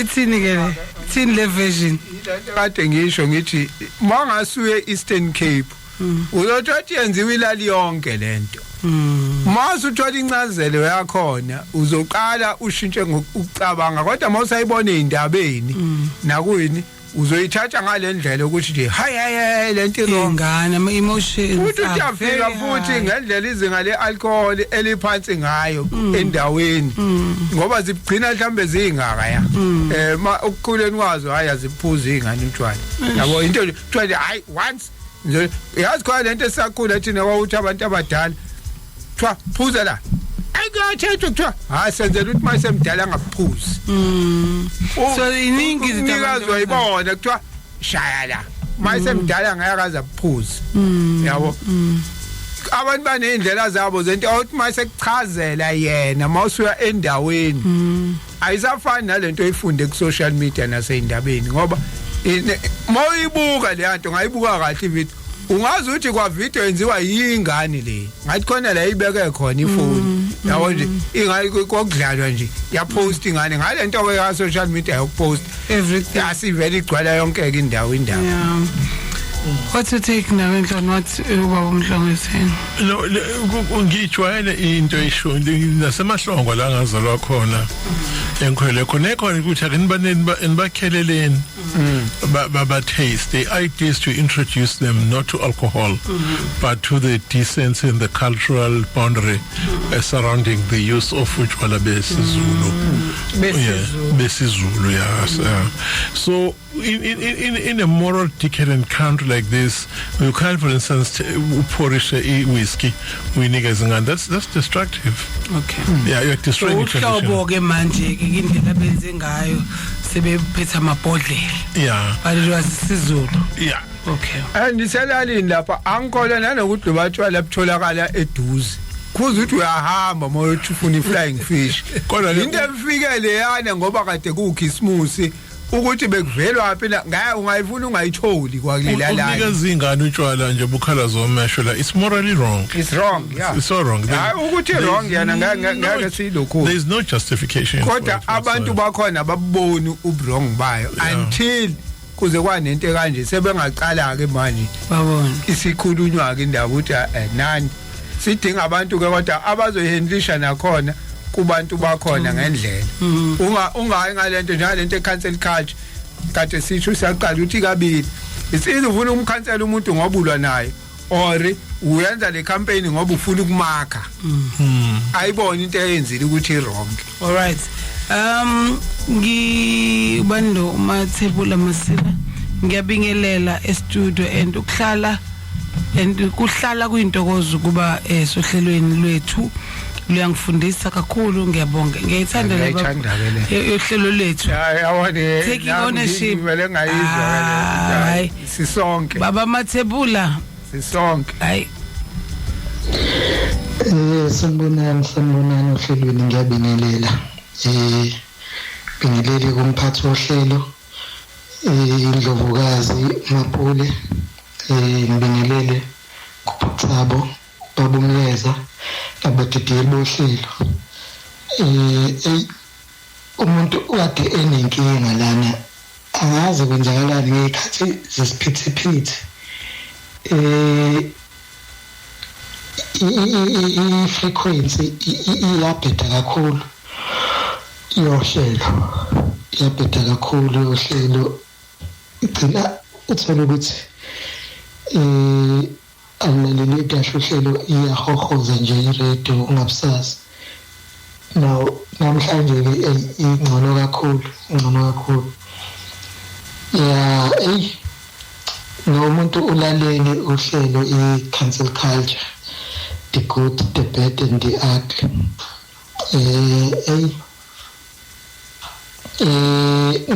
Ngifisa ukubuza namhlanje nginombuzo ngoba kukhona lento engifuna ukuthi ingicacele kahle, icacele nomunye nje umlaleli. Umbuzo wami ulapha ya kule nkulumo ye-Fort Tracker Monument. Ngoba mina ngokubuka kwami amabhunu laphana asuke engaqondisile kuNkulunkulu yanto asuke yenza, asuke ekhonza ilanga. Uma kungenjalo ngalendlela engibuka ngayo mina ngifisa ukuthola la ukuthi siyavuma yini ukuthi kushuthi uNkulunkulu yilanga noma sithi khona ongaphezulu kwakho konke wadala ngisho nalo ilanga. Lokho ngikhiswa yini? Ngikhiswa ukuthi ngalesi sikhathi sangomhla ka December 16 amabhunu mesuke eyokwenza ama-vows laphayana kwi-Fort Tracker Monument alinda kushaya u-12. Ngo-12 lapha kwi-monument ilanga seliqonde ngqo lingena ngalesi sikhala abashiya lapha phezulu ngesikhathi beyakha esibheke kule yanto leya monument. Uma seku-12 ilanga seliqonde ngqo laphaya baye bathi now is the time bese besho ama-vows. Lawo ma-vows-ke singazi ukuthi asuke esho ukuthini noma asuke kwama-vows okuyikhomitha nokubonga kuNkulunkulu wabo welanga yini. So imibuzo wami la uthi umbuzo wami ngabe uNkulunkulu yini lo abasuke bebhekise kuyena noma abasuke bebhekise kwilanga, ngoba phela lapha kulindwa ilanga ukuthi lingene lapha kulethe asikhala phezulu bese iqonda ngqo kule yanto monument bese beyaqala ke besha ama-vows. Uma ukuthi sithi uNkulunkulu abasuke beqondanise kuyena ilanga pho lona lihlangana kanjani nalento esuke yenziwa, noma kusho ukuthi ilanga leyo umxhumanisi wabo noNkulunkulu o basuke beqondise kulona ilanga bakhonza ilanga, noma all together sithi siyavuma ukuthi ilanga ilona eluNkulunkulu. Ngicela siyicacise lapho inkulumo ukuze sicaceleke sonke namhlanje ukuthi kahle kahle uNkulunkulu umdali wakho konke ukhona yini owadala nelanga noma ilanga ilona eluNkulunkulu. Angibonge ngithatha leli thuba bese ngihlele ngezansi ngaze ngilule kakhulu. Kingsfiso lo kwaDukuza ethethe phansi esibhikidikini. Shalom. Kingsfiso phansi leka Dukuza esibhikidikini. Lalela ngicela kunibuza ke before nimphendule Kingsfiso. Ngibuka mina ke ngithanda ukubuyela emuva kancane the language esetshenziswayo. Ngiyakhumbula ukuthi igama lethi uNkulunkulu nalichaza nathi lisuke laphi. So this question isifanele manje ngokuthi umuntu uNkulunkulu yena yini, ubani, yabo? Ngoba khona bathi mvele nqangi, khona yabo uNkulunkulu naye kunayo lento futhi ukuthi they were pagans before and then they were the sun worshippers. SUN angazi ke mase ngena lapha yana sekuthiwa kuyathathwa kwasekushintsha SUN wabo SON. So kunento eningi futhi engayitopic enkulu kakhulu kuphinde futhi ichazwe leyo nto. So ngicela ukuthi ukubuza ke nami ukuthi lo mbuzo uma ubuza nje mhlawumbe singawuphendula ngolwazi lwethu noma singaphendula ukuthi yena kuqala uKingsfiso ngoba kuyafisa ukumuza yena maybe uNkulunkulu biza into enjani, biza into ethini. Okay. Okokuqala nje enza isivumelwano nomdala amabhunu asiqale lapho ingakakhiwa ke ne-Four Tracker Monument athandaza lo uNkulunkulu waseBhayibhelini acela enze waseBhayibhelini acela enze isivumelwano naye abuya seyakha ke leyanto kwase kuthi athi umthandazo azowenza ngo-12 emini ngokuqala kwelanga ukuthi ngomhla 16 ilanga ngo-12 njengoba eshethi kusuka iqondene nelanga leyanto kunezindawo la suke seliko so whether amawash ngathi amawash awekho noma khona but bayazi ukuthi maselila ilanga selingena ngalesikhala it's 12 o'clock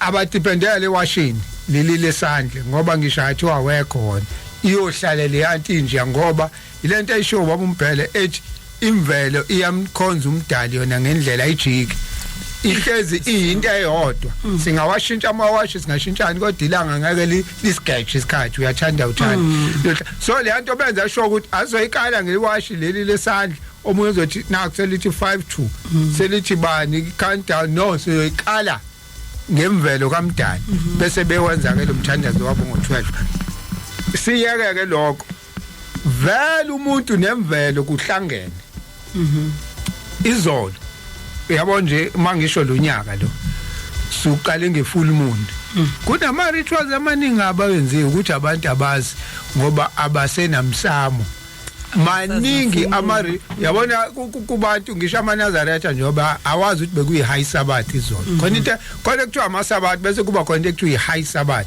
le full moon izolo ibi high sabbath inento ethile yakhona so yes makuyi high sabbath le full moon izolo bekuyi sabbath kuyi full moon kuqala unyaka ingena kuzoqala ifull moon kuyo yonke leyo nto so kunama rituals athile enziwayo uma kuyi full moon ilanga nalo emini linezinto ezithile elikala izinto ezithile zalo iyona lento ade isho uDimbani ukuthi engathi kusafanele senze ishow ezohlanganisa lento yemsamo nani ukuthi ama ritual enziwa nini ngoba even ukuhlaba must talk about covenants which is the depth of covenants even ukuhlaba abantu namhlanje uthi bathi mabeplan ukwenza lemsebenzi yabo yemsamo hayi sizohlela ukuthi ngomhla kabani sizobe senze umsebenzi bangabuki ukuthi imvelo iyavuma yini awuhlabi ngefull moon awuhlabi kunesikhathi ukuthi inyanga mayinje awusibulali isilwane ngokubuka imoon the nature ukuthi awukwazi ukubulala isilwane uma ababheki abantu imvelo babheka ama date avumelana namaphakethe abo bangabheki imvelo ukuthi iyavuma yini imvelo ukuthi chithani igazi ngalesikhathi thabo so leka echo Dimbane iyojula ngempela so uskizike ngalento ayishoyo amabhunuke nawo athi azokala ngemvelo ukuthi ilanga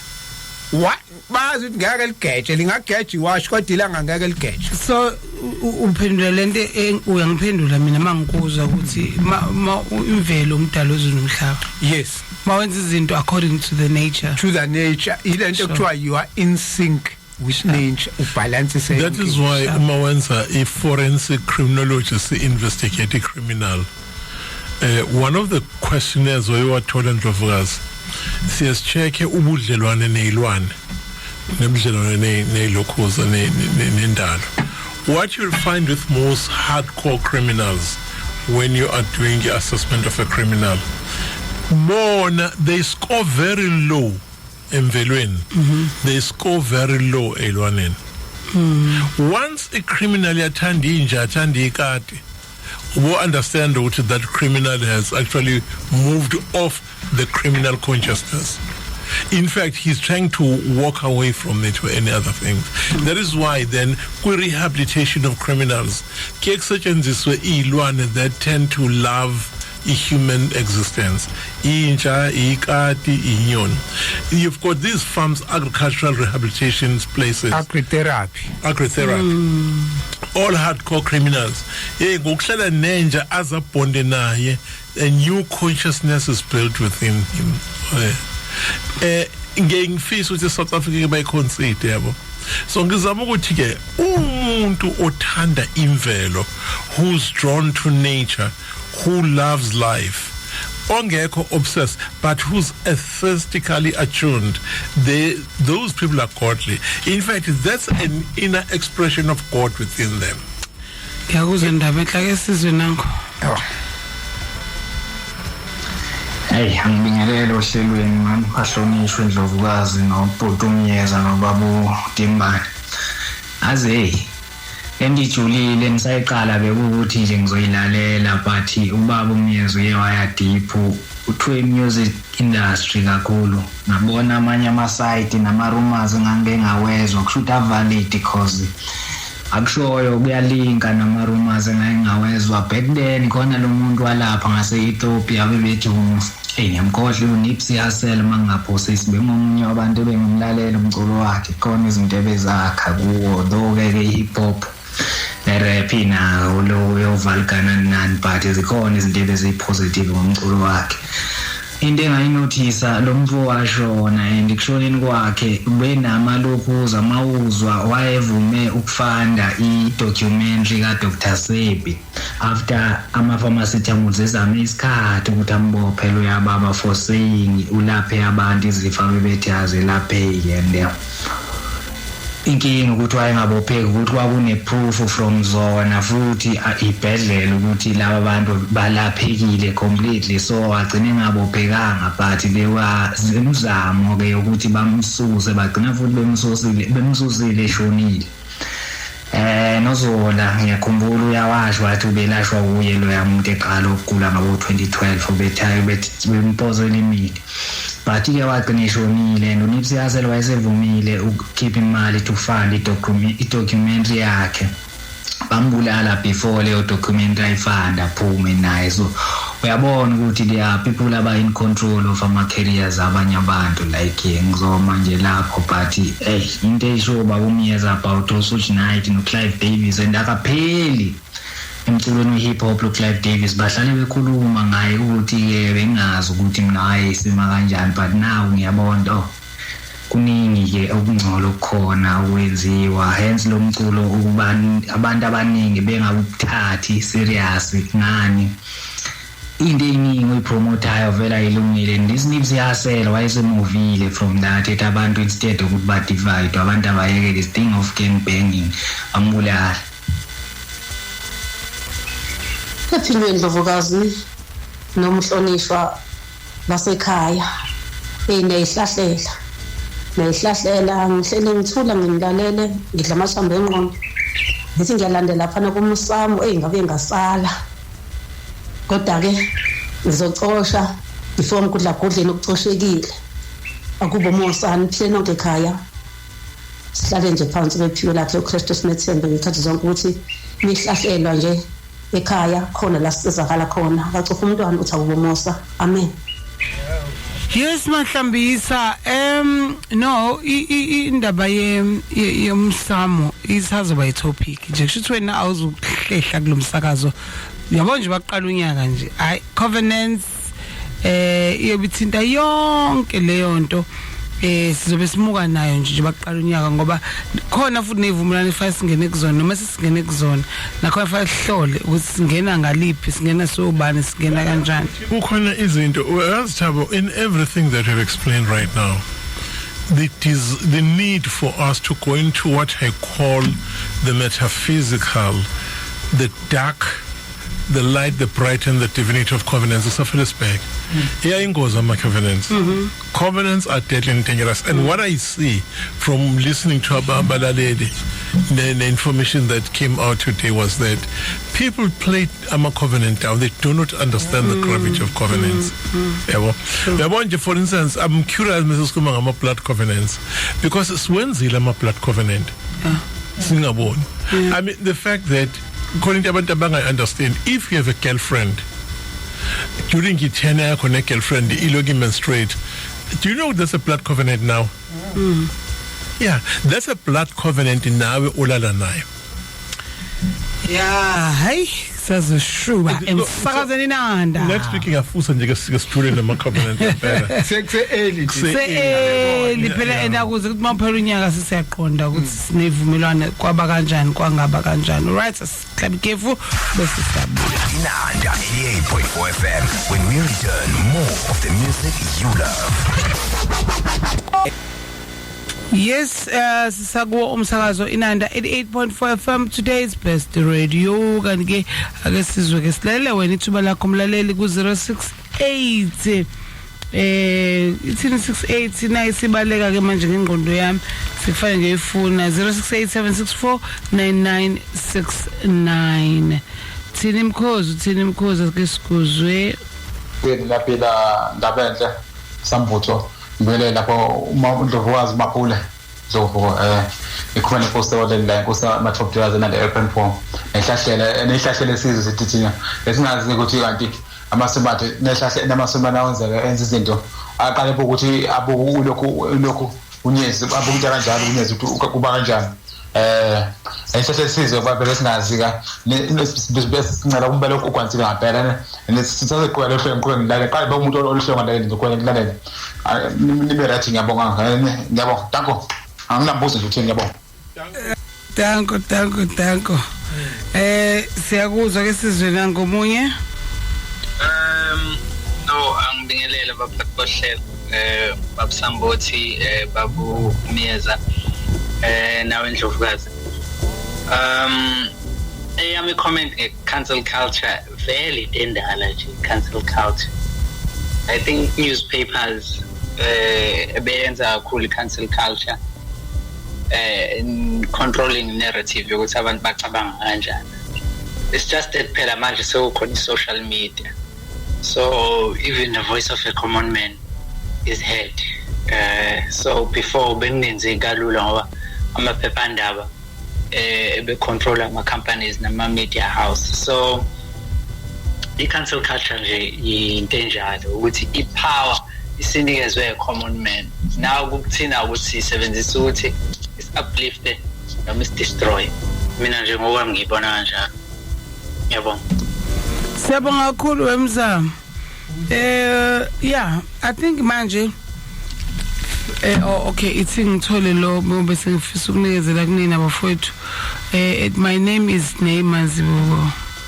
Okay, siyakuzwa bazoku-attenda abaqondene ngqo nale oyicelayo la cishe ngayifunda cabanga kusiyami.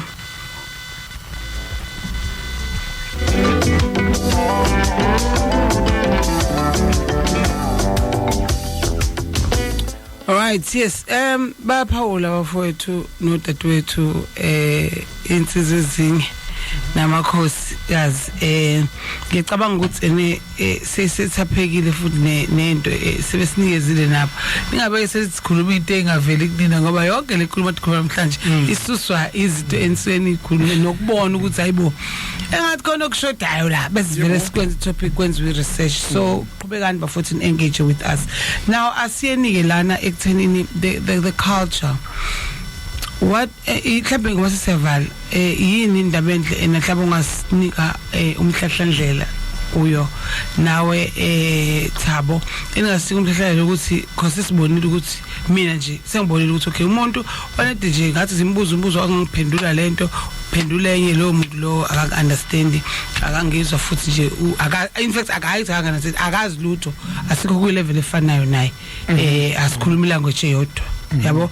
lento yena acabanga ukuthi uyayazi akayazi sekubambile kuzomuka nakho nalento yokukhansela abantu istory sokungasazi nokukhuluma udaba lonke ungalazi isifo sinilesi bafowethu ikhona into lokusilapha khona engasilapha ngayo nina nisitshela ukuthi these are the things that we need to work on as abantu abahlezi bethanda ukukhuluma izinto bengazazi bengenayo full information and banqena nokufunda nokuresearch kodwa babulala abantu njalo at the same time. Base siyagoqa ngakangena uTimbane ngicela ukuqeda ku Facebook ngoba bancane. Oh yes Sandile Dingandi uthi inkinga nje abantu bakithi bakhiwe kabi ngomona. Kodwa ke ukhandwe ipolitiki kwawona lowo mona. Sandile Dingandi shuthi ngabi khona bengekho abantwana mona. kushuthi ubona ukuthi iphephezeleke kakhulu mhlawumbe sikhumbuzo skills lama petitions march nama politicians bakhuluma futhi kwenziwa if kungumuntu wesilisa why do we only cancel men uyakhala kusigezela ukuthi cancel wamadoda kusazoke nginaka ngize ngayinaka ikhona ngishilo nami ngathi abantu abakhansela qhubeka Cela nisondele ku mic namba abantu betsikhulumela kude sense uTukhuzwayo uthi niyangiqeda sisuka nje umsama wake walunga yini cha ukazi ulunge kusuke kulungiswa isminoff dog show forever njengoba hayi baphelile njengoba ngishilo ngathi bancane mhlawumbe edina laba na ku Facebook kade bekhona nathi ku live uvuyo siyabonga kakhulu happy uvuyo usilalele use Cape Town ngamakhathini xulu we city of uselanga zone 19 room 50 okay siyabonga sejabula and then usenzo yena lobe sikhulumela kude sesigeca sesikhole duzane uThabo waruna uthi noma ngisemazweni alungiphuthu uhlelo qhubeka kanjalo mfowethu utshele nabanye ulifake nabakanye na kwabanye nabo lapho right bese ngiya kule show umzamo yes uqinisile amaphepha iwona besetshenziswa kakhulu kulento ye-cancel culture ngikhumbula nje ubaba uCredo Muthu uphelelele ko Northern Cape wakhansela uHelen Zille ephepheni wagcina ebalekile eshisela uMoses eSoweto ngayo njalo leyo nto ukuthi kwabhalwa into errong ngaye ephepheni yasuka iyouth ehambe oshisa umuzi kababa uCredo Muthu wacishwa wafa cabanga kwakuzolahleka inqolobani engaka ngaba sinazi incwadi ondaba my children oZulu shamani ngaba sinawo lolu lwazi olungaka ngoba abantu bethathe into abayifunde ephepheni kwathiwa niyamuza uthini wahamba yoshiso mase echaze emva kweminyaka lento ayisho it makes sense ukuthi wayiqinisile ngoba bathi wabhala lokuthi no usupporter i-apartheid uCredo Muthu nalento egrouped areas act kodwa uCredo vele ngayisho leyo nto ukuthi no abantu abahlale bodwa amandiya awahlale bodwa belungu abahlale bodwa lento ye separate development ukuze sikwazi ukuthi sithuthukise so namhlanje uthi mawuthi uyayibuka le yanto acishe ayifela go back esikhathini se-apartheid ubuke la izitolo zabantu nama uya komzoneli kosiko masho kwakuyindawo ebhizi osifise station onozaza kophi zaphela lezi zinto zashiswa futhi zashiswa zasikwazi ukuthi sidevelop sisodwa sikwazi ukuthi sithuthuke uthi ngangisho leyo nto uCredo Muthu and I still stand by that uthi vele asingahlangani yeah kwaphela ngebhizinto amnyama aphela manje kungena abelungu emalokishini nalezi izitolo zabe izinkulu kuthiwa intuthuko lo sovula amathuba omsebenzi ayivuselela kangeza abantu abamnyama so lento ye-cancel culture ayikhulumayo ethi kwakusetshenziswa nemedia ngempela abantu bebekwazi ukuthi bangashisa umuntu bambulale waselikhulumile iphephandaba ngento abayifunde ephepheni kodwa aniyazi ngempela ukuthi lento ibisuka qinisa kangakanani yo ulokhuza wayivuma wathi ngayisho lento wathi hayi ngalendlela uYelenzile ayibhale ngayo so uthini ke mfethu kulozi igulo kade ngibuza ngoba ngicathi mina ukugula ngiyaxolisa mangidakuza la ngudimbane ke lapho ucela ukuyidlulisela kuyena uyena ophethe ingqondo zethu cancel culture Ndlovukazi it cannot be healed from an individual perspective idinga i-community and societal re-education ibamba naleyo yes ngithi ngiyayibamba naleyo yeah we must set a clear path and culture of redemption, restoration, atonement and forgiveness. Okay, when we forgive, we're teaching even Nomuntu who is supposed to have made a mistake, he must forgive himself for making a mistake. Okay. Now, there's a city at a psycho-spiritual level. Let's not condemn umuntu owenza into embi. Uma thina sesichoose ukuba amajaji Let's embrace and accept. Yeah, I mean the book I just told you to read is a Christian verse that says, learn to forgive because your father forgives. Therefore, if you don't forgive, your father is not going to forgive you. Matthew 7. Ningahluleli ukuba ningahlulelwa. Ukuba ngokwahlulela enahlulela ngakho nani niyakwehlulela ngakho yabo. Simply because lento in a mob psychology elokuze it's a lot of mob psychology. And if I don't understand a very clear path here, umubhizu attack abantu ba condemn, be clear of the fact at some stage now by condemn they'll do the same. I always make an example ngithi Ndlovukazi ayikho into ene karma njengama relationships. Yo, ama relationship karma mina ayikho into engiyitreat like a relationship karma. What is the rule of law? Ngizokhetha manje. Then what is going to happen, Ndlovukazi, when indlela ophuma ngayo ngikhethi mina indlela engiphuma ngayo ngikhethi vele la ngiyakhona ngisawulanda ngihead because that's what I'm radiating in my consciousness. Ngeke ngikulimaza nabese ngiba nepeace la ngiyakhona akaze kwenzeke.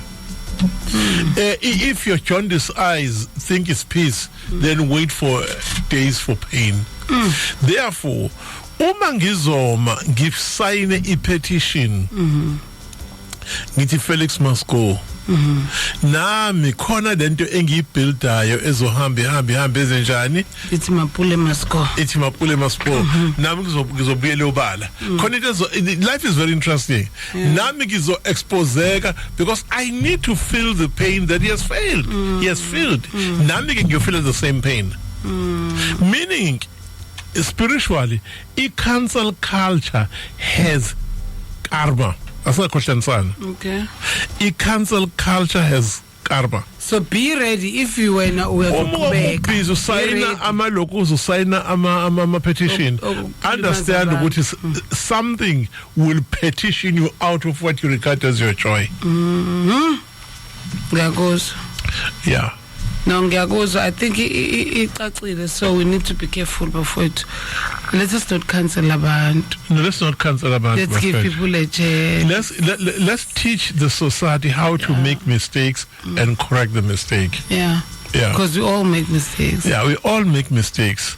And unfortunately, mistakes don't define us. Our mistakes, the purpose of our mistake is just there for us to learn lessons. Angikhulumi nge-human destruction, Ndlovukazi, ngikhuluma ngama mistakes bakwethu.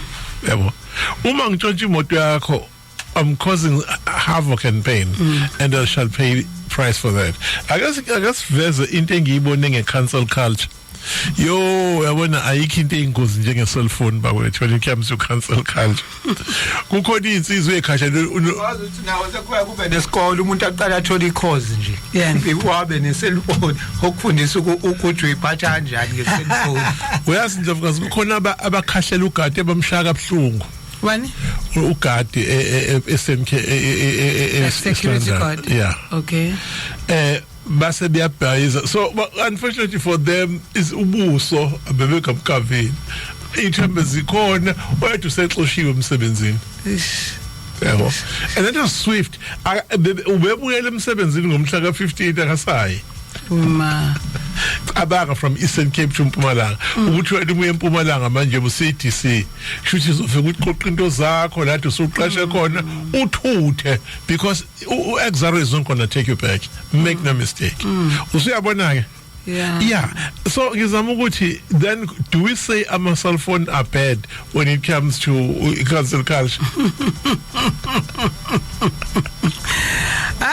Kuziyana omunye oskipesiyele berobhi khehla isithembu sikugcole ku social media and abantu bayancoma bathi let's keep it up. You know, so one thing about the criminal mind, a criminal izochoose ukuthi okay sengizokwenza ngenkani vele bazongishutha vele zibonakala Vele ngizobonakala. uyayifuna lento eyifunayo yeah kodwa mangithola le cellphone ngoyisebenzisa bevela bese ngiyejele sengi ngamapoyisa phela mina ngase sengifuna wona there's no logos so you are going to have a new culture where criminals are going to stupidly do a crime bese kuthi Monday ihambe ke siyo surrender jail ingazi landa amapoyisa to avert humiliation shaming and degradation kona khona ukuhlala insuku udelay isentence ngokuhlala ngoba gcineni vele awenzi kahle ucibambile anyway yeah bafowethu I think sikuzwile okuningi kwanamhlanje and sithi asilungiseni ukulungisa kwethu ikona ke lokusenza usiphile kahle nabanye abantu yes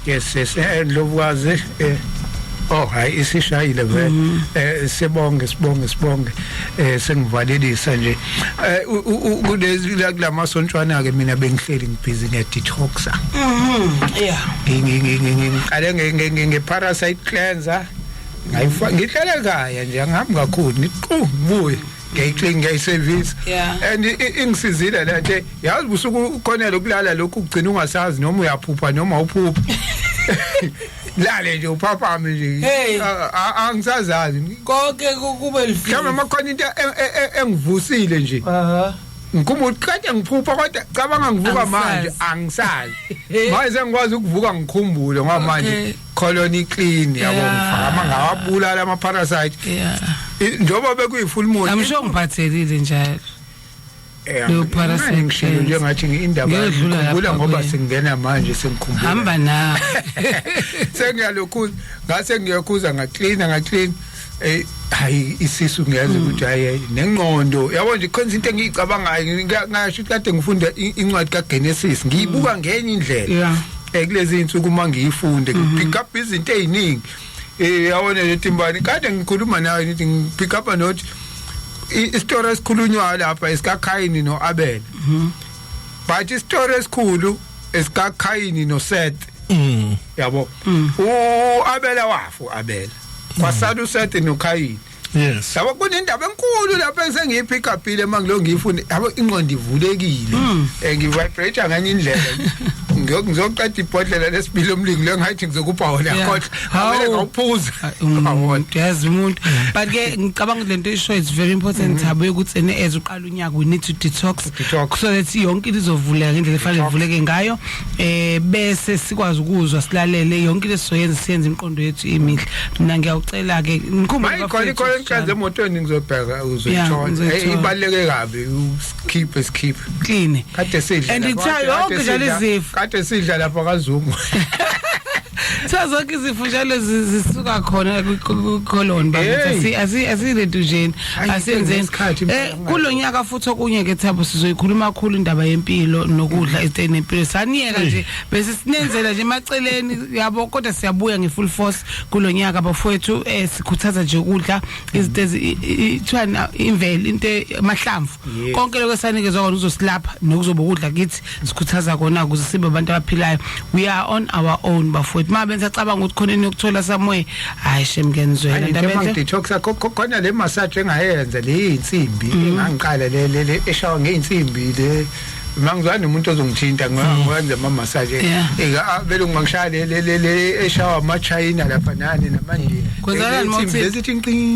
okay kwenzana mothi vibrate nginenye yabona lento engihlanga ngikhuluma ngayo ama vibration ngangazi ukuthi kwa mina i-vibration yami ilo yabo manje ukuvibrate ngizwe emzimba ngiyayizwa into ekuthiwa ngikwazi ukulalela ngisho ingoma mina ngilalela i-radio ngize ngiyicishe lezi zinto zingivibrateisa ngenye indlela kunemculo esengiyazi manje ukuthi yabo mangilalele lo ngikuzwile ucula namhlanje kathuka kacisha kuyahlala sekufanele zingivibrateisa ngenye indlela ngoba yangenza enye into le massage le insimbi alright so ngiclean ngidetoxile ngiyazizwa nami inqondo clear okay ngiyayithanda le kaThabo etsene afuna ukuthinta but uyangiziba kuyona ndabeni in uthi afuna ukuthitha Thabo no abanye abantu abathanda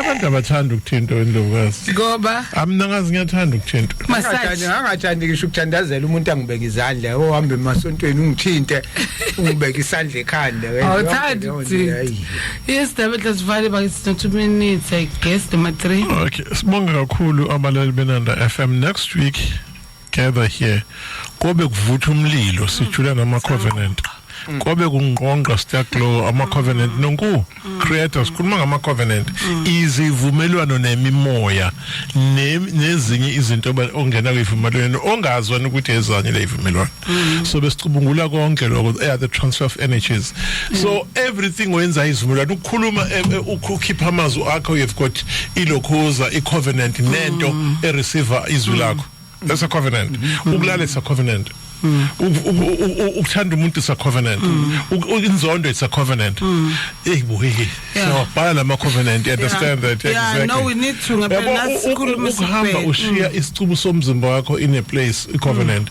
ukhipha isisu esingcwaba somewhere that's a covenant with death ayikho into engeyona i covenant kobe kudumizulu so be careful it's not going to be one Sunday it's not going to be one Sunday but uzobona ubungozi bama covenant owabhalayo so veza futhi nama covenant owabhalayo ungabona like one night stand covenant cabanga izivumelwano nemimoya yo kunzima ngicela imininingwane ngalezo ezokulapha bonokuzihlanza hayi sisibuye full force 2026 kuleka yabona mawufuna ukuphila kulonyaka thinta uThabo nendlovukazi mawungafuni bese uhlala ekhaya ke usho kushoyo ndabenhle naye psychologically siyaphila ngisho abantu bahlangene ngokuhlukana ngezinto esizenzayo so asixosheni nani bese niyaeda niselapha udokotela omkhulu undabenhle wengqondo ngoba makulunga ingqondo wathini zakhe konje ngengqondo wathini kulimala kwengqondo kulimala komuntu kulimala